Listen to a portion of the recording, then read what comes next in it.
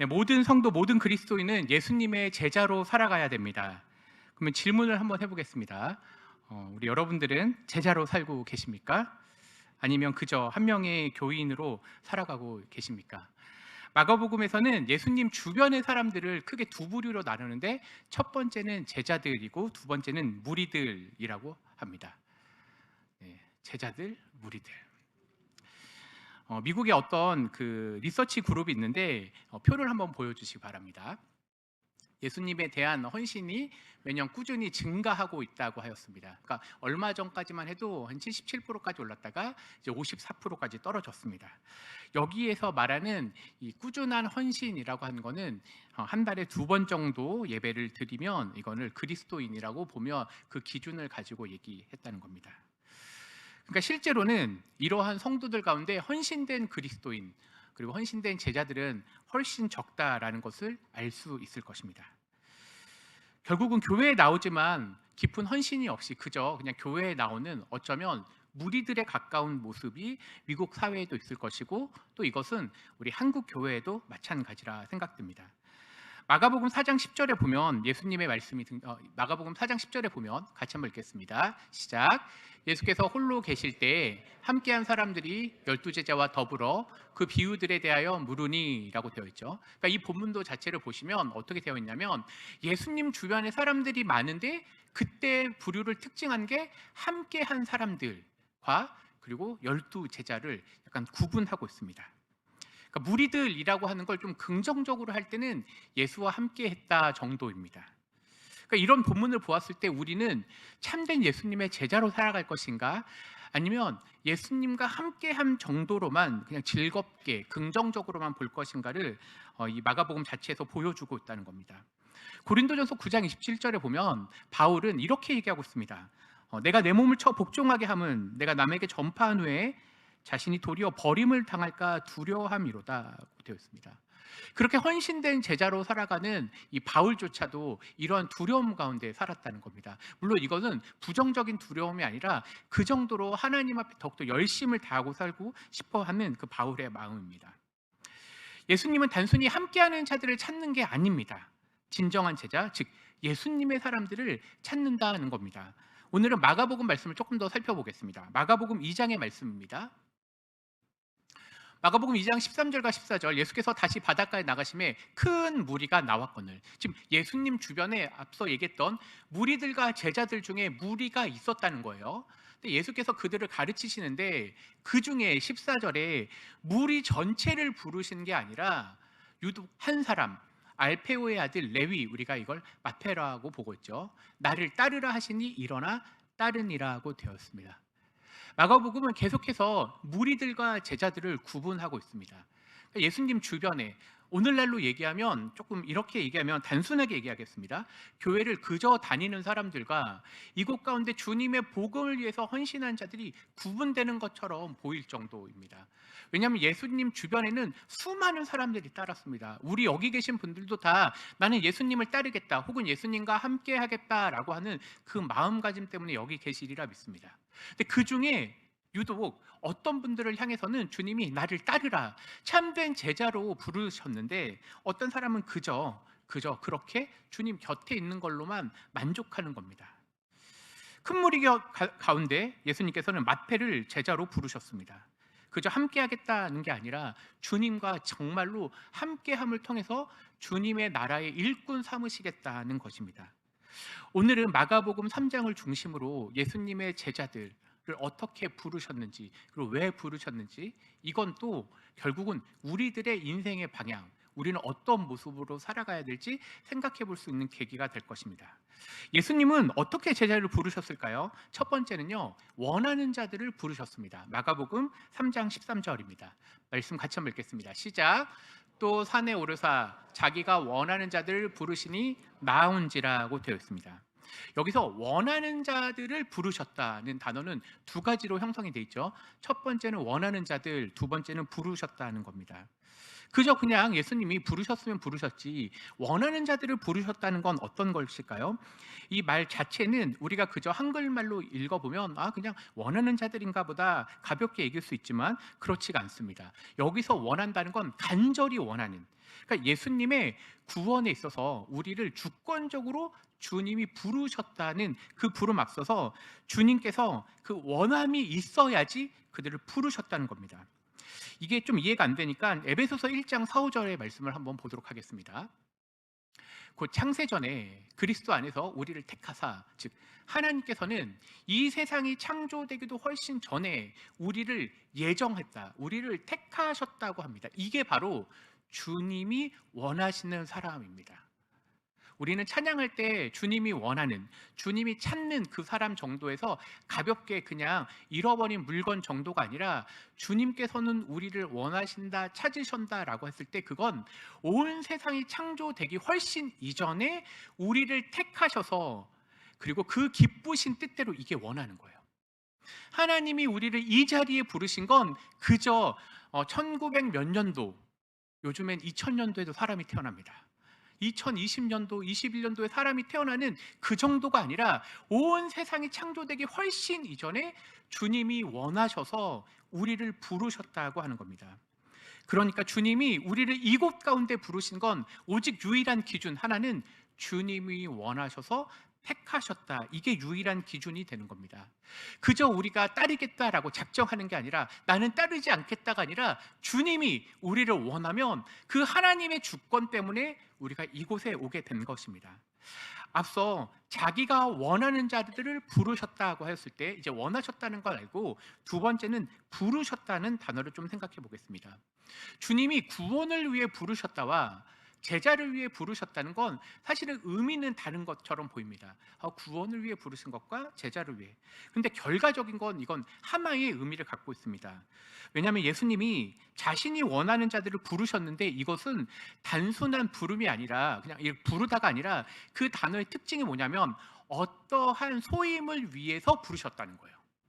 어떤 것을 위한 목적이 있으셔서 부르셨다. 그러니까 헬라어 자체에서도 이걸 강조하고 있어요. 그냥 불렀다가 아니라 어떤 목적을 위해서 주님이 부르셨다. 그러니까 결과적으로 예수님께서는 제자들, 우리가 앞서 보았던 본문에는 12명의 제자들을 부르시기 전에 주님이 선택하셔서, 그리고 그들에게 어떠한 임명을 위해서 부르셨다. 즉 소환하셨다는 거예요. 그 임무를 위해서. 이게 바로 주님께서 오늘 우리를 부르신 목적이 분명히 있다는 겁니다.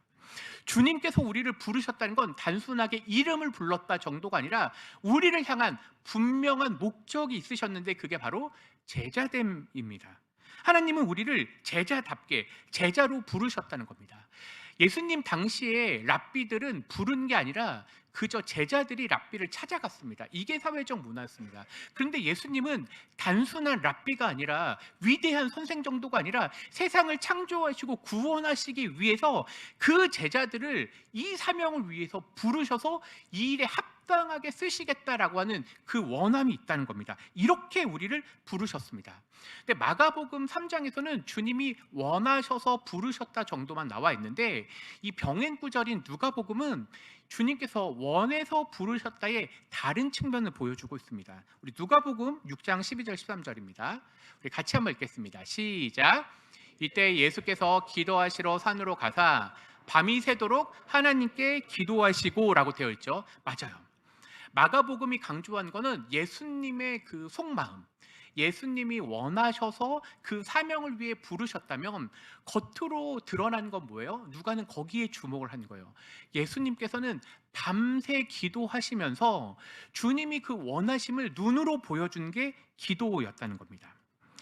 예수님은 하나님의 선하신 뜻을 나타내기 위해서 원하셨고, 또 그 선하심을 나타내기 위해서 밤새 기도하여 제자들을 부르셨다는 겁니다. 즉 예수님은 우리를 구원하신 자뿐만 아니라 우리를 위해 기도하시는 분이라는 걸 누가는 보여주고 있습니다. 분명 구원은 주님의 손에 달려 있습니다. 주님의 원함에 달려 있습니다. 그런데 그 구원의 이면에는 주님이 그걸 위해 기도하셨다는 겁니다. 주님께서 우리를 위해서 부르셨다와 원하셨다와 기도하셨다면 이제 우리의 숙제를 생각해 보아야 되겠습니다. 우리는 11월 달에 우리 옆에 보는 것처럼 새가족 초청주일이 있습니다. 이 새가족 초청주일을 준비하는 데 있어서 우리 마음 가운데도 원함, 그리고 그들을 부르는 그 작정을 할 것입니다. 이건 우리 속마음입니다. 그런데 예수님도 제자를 부르실 때 밤새 뭐 하셨죠? 기도하셨죠. 이번 주 우리가 해야 될 일은 뭐예요? 기도하는 거예요.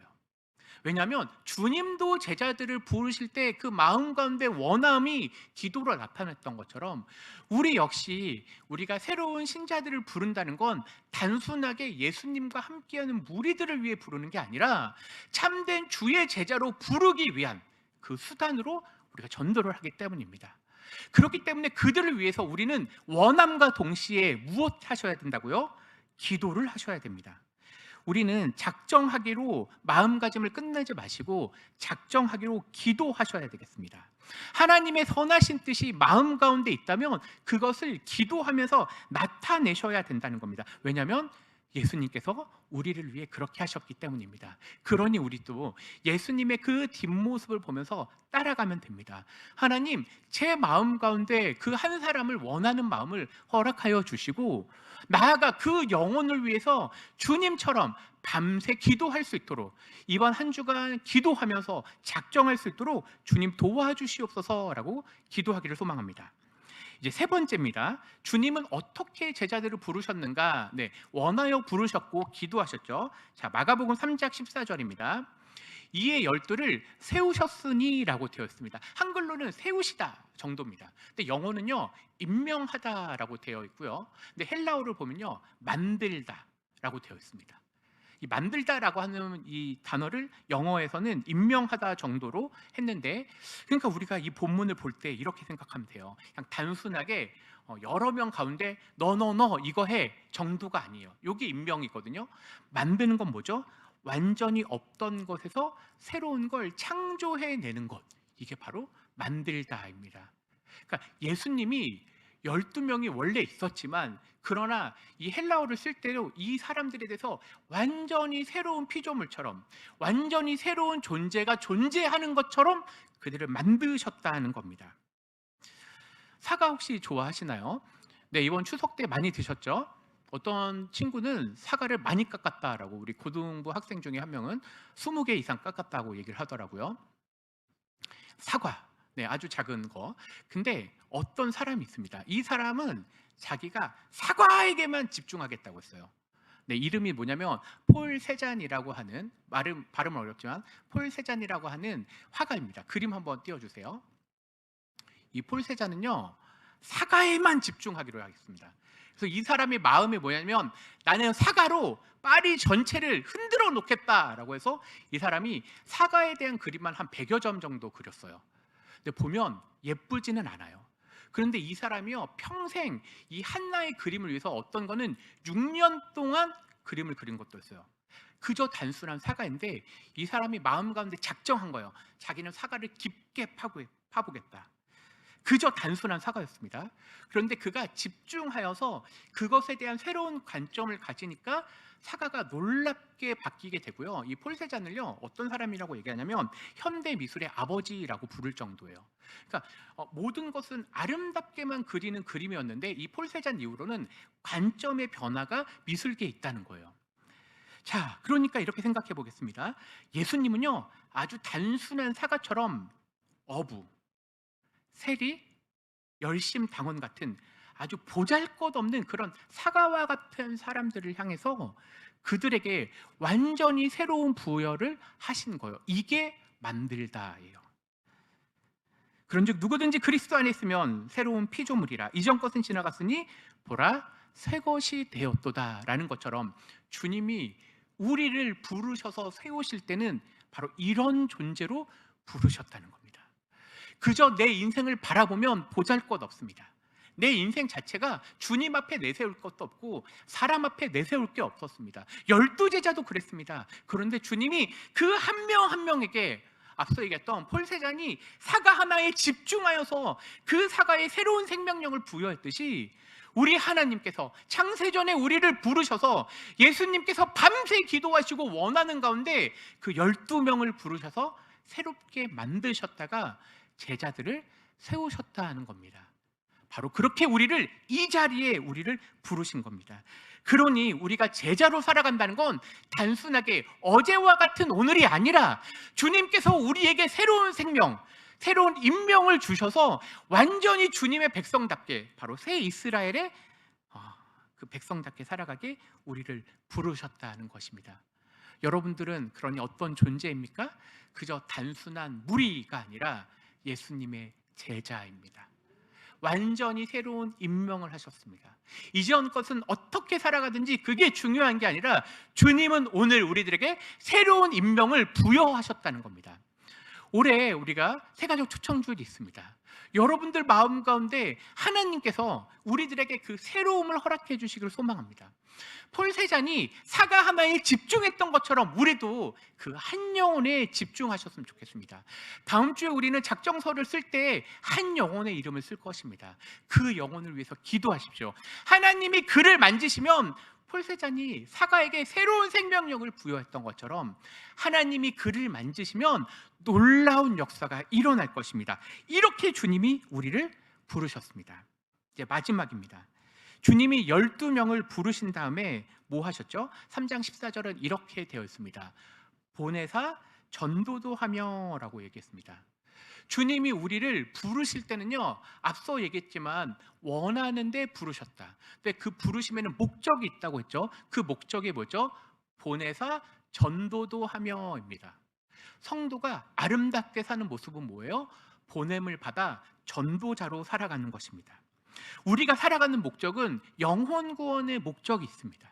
그리고 주님을 알지 못하는 자들에게 주님의 선함을 나타내는 게 우리의 사명이라는 겁니다.